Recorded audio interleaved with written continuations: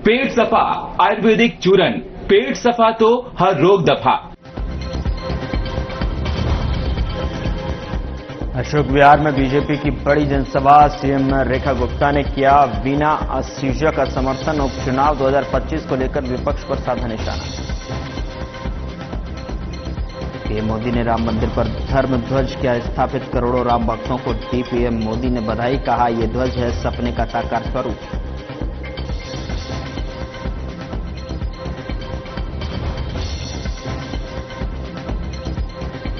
दिल्ली के विभिन्न जिलों में 70 नए आयुष्मान आरोग्य मंदिरों का शुभारंभ, बढ़ती संख्या पर बोली सीएम रेखा गुप्ता, कहा हमारा लक्ष्य है बेहतर सेवाएं आपकी कॉलोनी में उपलब्ध।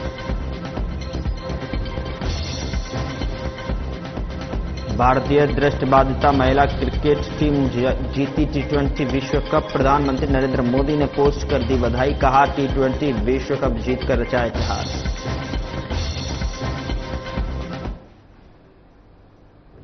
नमस्कार, मैं हूं आपके साथ गौरव राजेंद्र। बुलेटिन की शुरुआत करते हैं। दिल्ली नगर निगम उपचुनाव 2025 के तहत अशोक विहार में बीजेपी प्रत्याशी वीना असूजा के समर्थन में जनसभा आयोजित की गई और कार्यक्रम में मुख्यमंत्री रेखा गुप्ता ने असूजा के पक्ष में प्रचार करते हुए कांग्रेस और आम आदमी पार्टी पर निशाना साधा। उन्होंने कहा कि पिछली सरकारों ने दिल्ली के लिए कोई काम नहीं किया, बल्कि चुनावों से पहले झुग्गियां तोड़कर गरीबों को परेशान किया और आरोप बीजेपी पर लगाए। रेखा गुप्ता ने कहा कि दिल्ली में 50,000 फ्लैट तैयार होने के बावजूद पिछली सरकारों ने उन्हें गरीबों को नहीं दिया और जनता से जमा किया पैसा भी वापस नहीं किया। उन्होंने दावा किया कि भाजपा सरकार दिल्ली में हर झुग्गीवासी को पक्का घर देगी और कोई बेघर नहीं रहेगा। मुख्यमंत्री ने कहा कि प्रधानमंत्री नरेंद्र मोदी ने ही गरीबों की पीड़ा समझी, घर घर शौचालय, मुफ्त राशन, कोरोना काल में राहत और करोड़ों बैंक खाते खोलने जैसे काम किए। उन्होंने कहा कि बीजेपी सरकार गरीबों के हक में फैसले ले रही है। यमुना पर बरसों से बंद छठ पर्व को बीजेपी सरकार ने फिर शुरू करवाया और 40 करोड़ की लागत से इंद्रलोक मेट्रो स्टेशन से आउटर रिंग रोड तक छठ स्थल का निर्माण स्वीकृति करवाया। जनसभा में बड़ी संख्या में स्थानीय लोग और भाजपा कार्यकर्ता मौजूद रहे। ये जो झुग्गी बस्ती है दिल्ली में, वर्षों से दिल्ली के अलग अलग हिस्सों में बसी हुई है। कोई 30 साल पुरानी है, कोई 40 साल पुरानी है और कोई उससे भी ज्यादा पुरानी है। दिल्ली में आए, गांव से अपने रोजगार के लिए, व्यापार के लिए और यहां आके बसे, मेहनत करी, मेहनत से अपने परिवार चलाया। पीढ़ियां बदल गई। आज की जनरेशन में तो जन्म भी सबका दिल्ली का ही है और वो सब आज दिल्ली का एक बहुत बड़ा हिस्सा है। पर मैं आपसे आज आपकी ये मुख्यमंत्री बहन पूछना चाहती है, इतने सालों से दिल्ली में हम इन झुग्गी बस्तियों में रह रहे हैं जिसका नाम आप पूरी दिल्ली में देख लो जो मैं बोल रही हूं। किसी का नाम मिलेगा संजय कॉलोनी, किसी का इंदिरा कॉलोनी, किसी का राजीव कॉलोनी, किसी का कुछ और, यानी कि लोगों ने अपने नाम पे झुग्गी बस्ती बसाई तो सही, पर वो अधिकार आज तक इन झुग्गी वासियों को नहीं मिला जो उनको मिलना चाहिए। गली नाली खरंजा शौचालय पार्क जैसी छोटी छोटी सुविधाओं के लिए रोजाना तरसना पड़ता है। कई बार तो मैं देखती थी, क्योंकि खुद मेरी विधानसभा में भी हजारों झुग्गियां हैं, हैदरपुर गांव की आयुर्वेदिक कैंप की, लोग नाली में झाड़ू भी खुद लगा रहे होते। कभी किसी जो 15 साल वाली सरकार आई कांग्रेस के पंजे वाली, वो भी आई और आके चली गई। फिर झाड़ू वाली आई, 11 साल आकर के राज किया, परंतु ना कभी पंजे ने झाड़ू ने गरीब का दर्द समझा। कभी कोई शौचालय ढंग के बने हो, कभी बच्चों के लिए पार्क हो, और भूल जाइए कभी किसी झुग्गी में बच्चों के लिए झूले हो, कभी नहीं दिए उन्होंने। एक ही नारा था कि गरीब को गरीब रहने दो, जहां पड़ा है रहने दो, और उसको डराते रहो बस कि अरे बीजेपी आई, ये हो जाएगा, वो हो जाएगा। साथियों, मैं आपको बताना चाहती हूं, अपने इन भाई बहनों को, 27 साल बाद दिल्ली में सरकार आई और एक षड्यंत्र चल रहा था दिल्ली में, षड्यंत्र कि कैसे ही सरकार के आते ही जानबूझ के तोड़फोड़ मचा दो।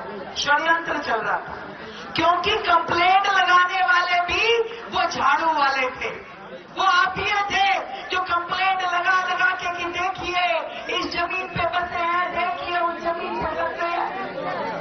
यदि आपकी ये बहन उस समय खड़ी ना होती अंगद के पैर के जैसे जम के यहाँ पे निर्णय ना लेती, तो ये झुग्गियां बचती नहीं, ये तो तोड़ने पे उतारो थे। इन झुग्गियों को बचा करके हमने दिल्ली में एक बहुत बड़ा निर्णय लिया, जो आदरणीय प्रधानमंत्री नरेंद्र मोदी जी ने कहा, और आज जो इस मंच से मैं आप सबके सामने कहने जा रही हूं, मेरी बात को ध्यान से सुन लो।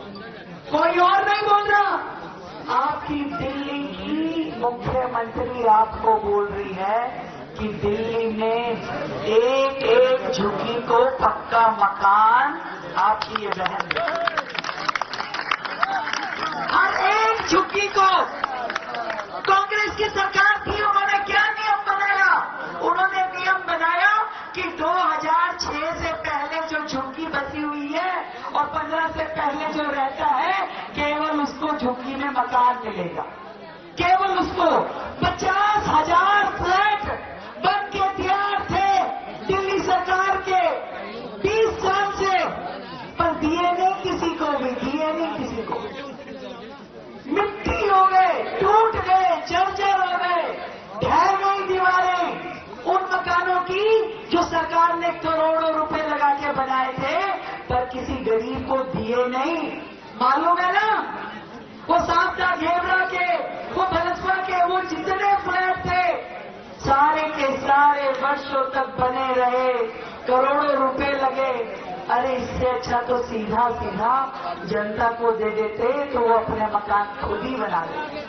कितने लोगों ने अपने पैसे भी जमा करा रखे थे पिछली सरकारों के पास मकान लेने के लिए, पर उनको भी मकान कभी नहीं मिला। कभी मिला क्या? कभी नहीं मिला। मैं आपको ये कहना चाहती हूँ, देश की राजधानी में पहली बार नरेंद्र मोदी जैसा नेता आया है जिसके दिल में गरीब का दर्द है, जिसके पेट में वो आग है जो आपके पेट में है, जो किसी ने महसूस की है, तो वो नरेंद्र मोदी है। गरीब माँ का वो बेटा जो जानता है कि गरीब अपना गुजर बसर कैसे करता है। तभी तो उन्होंने गांव गांव में शौचालय, घर घर में उज्ज्वला का गैस कनेक्शन, और कोविड के समय में याद रखना, याद है कि नहीं याद है, कोविड से लेके आज तक अगर अनाज हमारे घरों में दिया तो किसने दिया? मेरी बहनें बताएंगी किसने दिया? तब कोई आपके आया था क्या? कोई झाड़ू वाला, कोई केजरीवाल, कोई विधायक, कोई पार्षद आकर के झांका था क्या तुम्हारे घरों में? किसी ने रोटी पूछी थी? जब सब बेरोजगार हो गए थे, जब पैदल पैदल गांव जा रहे थे, आया था क्या? जो आज चुनाव लड़ रहा है झाड़ू से, यही का निगम पार्षद तो था। कभी किसी को 2 रुपए की मदद की क्या? नहीं, कभी नहीं की। कभी किसी गरीब का केजरीवाल ने भला नहीं किया, कभी किसी गरीब की उसने मदद नहीं की। जो आज आपसे चुनाव लड़ने के लिए आ रहे हैं, तब भी मदद करी तो किसने करी? नरेंद्र मोदी ने करी। घर घर अनाज पहुंचा के, मजदूर भाइयों को भत्ता दे करके, गरीबों की पेंशन दे करके, अकाउंट खुलवा करके, जब अकाउंट खुलवाए, आज देश में हर व्यक्ति का अकाउंट खुल गया। जो कभी होते थे पहले, कभी नहीं होते थे। पहले पेंशन का एक एक चेक लेने के लिए हाजिरी मारनी पड़ती थी विधायकों की, निगम पार्षदों की, और अब क्या होता है, सीधा खाते में आते हैं। किसने किया? मोदी जी ने। मोदी जी ने। क्यों? क्योंकि उन्हें मालूम है कि ये जो भ्रष्टाचार होता है, एक एक चीज जो सरकार योजना के रूप में भेजती है, वो जनता को मिलती कहाँ थी भैया? लूट लेते थे, लूट लेते थे रास्ते में ही गरीब के हक का पैसा। पर अब वो दिन चले गए। और अब आपको मैं बताना चाहती हूँ, ये देश की राजधानी दिल्ली, जहाँ लाखों मेरे पूर्वांचल के भाई बहन वर्षों से यहाँ रह रहे हैं, मैं आज आप सबके सामने, इन मीडिया के भाई बहनों के सामने कहना चाहती हूँ, दिल्ली किसी एक के बाप की नहीं है, दिल्ली हम सबकी है, सबकी है, आपकी है, एक एक व्यक्ति की है, जो आप सब यहाँ खड़े हो, और दिल्ली के साधनों पे आप सबका अधिकार है। इसलिए हमारा ये प्रण है कि किसी का भी मकान अब टूटेगा नहीं, और जिनका टूटा है उनको भी घर देने की जिम्मेवारी हमारी है।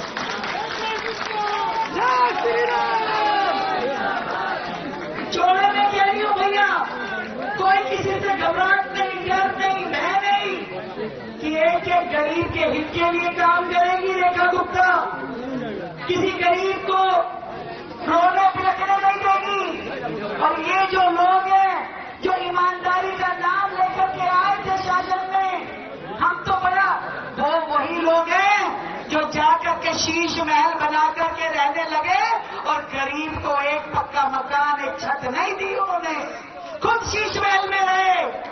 जब मुझे पूछा मुख्यमंत्री के बाद कि भाई कहाँ रहोगी, मैं कहा शीश महल में नहीं रहूंगी भाई, मुझे नहीं रहना, हम साधारण लोग हैं, साधारण घर में रह लेंगे। और इसलिए जन सेवा सदन बना करके, जिसमें मेरे कुछ भाई आए भी थे चाय पे मेरे से मिलने के लिए, मैंने कहा मेरा निवास सबका निवास है, और जिसको निवास आपको देना है वो भी आपकी बहन देगी, इस बात को आप गांठ बांध दो।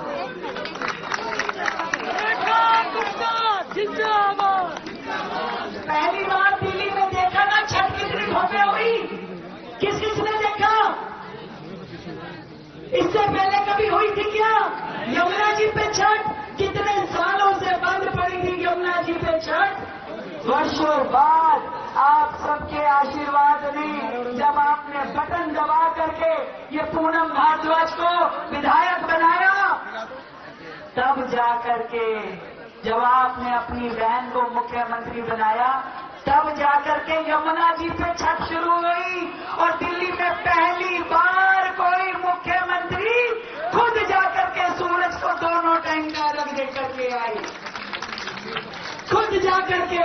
पूरे देश में जब मैं बिहार गई चुनाव में, तो एक एक बिहार वासी ने कहा कि दीदी इस बार जो छठ हुई, गांव जाने की जरूरत नहीं पड़ी लोगों को।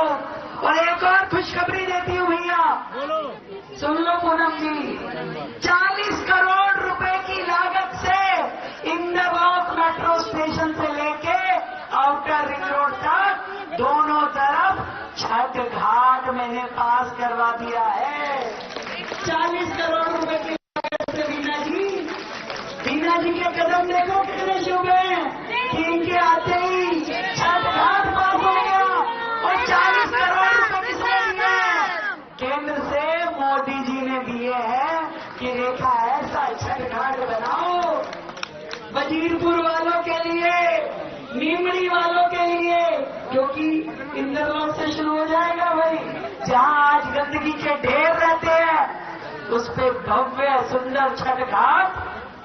अभी चुनाव 30 तारीख का निपटा लो भाई, रिजल्ट 3 तारीख का दिखा दो, लड्डू वड्डू खिला दो सबको, और अगले दिन ही छठ घाट का यहाँ पे हम बहुत ही भव्य कार्यक्रम करके शिलान्यास करेंगे।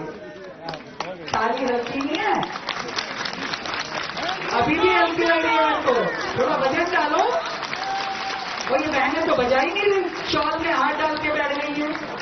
इतनी थोड़ी ना ठंडी हो गई है। तो जोरदार छठी मैया की।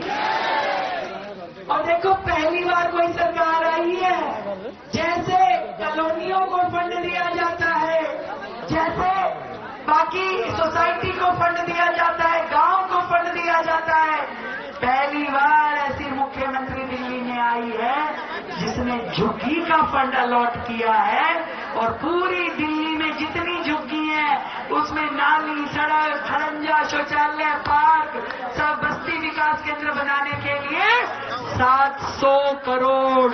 कितना? आवाज नहीं आ रही। 70 विधानसभा 700 करोड़, सबको 10-10 करोड़ का फंड दे दिया कि जाइए। हर विधायक को कहा है कि अपने जाकर के झुग्गी बस्ती में वहां पे सारे काम कीजिए। और ऐसे ही पूनम को भी दिया है।